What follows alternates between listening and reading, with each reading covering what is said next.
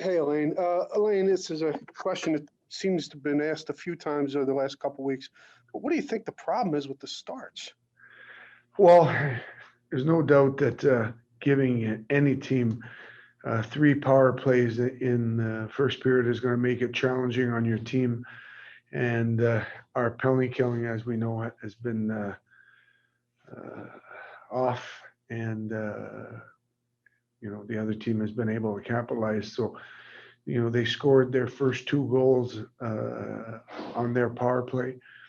They scored their third goal. We just ended killing another power play, their fourth one of the game. And as we made our change, threw Coots's line out there, and both our Ds ended up on the same side and gave up their third goal. So it's without a doubt it's challenging. But again tonight, our guys battled right till the end.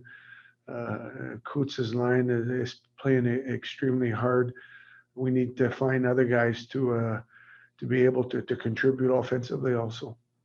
Sam Carchidi, you're on with Elaine. Go ahead. Yes, Sam. Hey, you officially got eliminated from the playoffs tonight. How surprised are you that, going into the season, obviously you had a lot of expectations, but how surprised are you the way things developed over the last 6-7 weeks? Yeah, I think let's get through the season here and we'll be able to analyze, what happened in more depth. If you got a question about tonight's game, then I'll answer that. But as far as analyzing what's happened and why it's happened, I'll do that at the end there. Sam, did you have a follow-up? No, thank you. Charlie O'Connor, you're on with Elaine. Go ahead. Hey, Charlie. Hi, Elaine. Jordan here. I was unmuted actually. The PK has been the PK was a real strength last season. Just seems like it hasn't been the case this season. What's the difference you've noticed?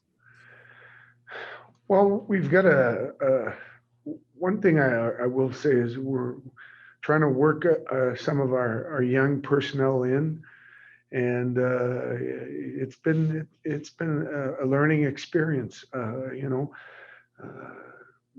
Last year we had a couple more veteran players there that had killed it, been in those situations before. This year we're working in a couple of guys. Phil Myers, for an example, last year never killed. It was Niski or Browner over the boards.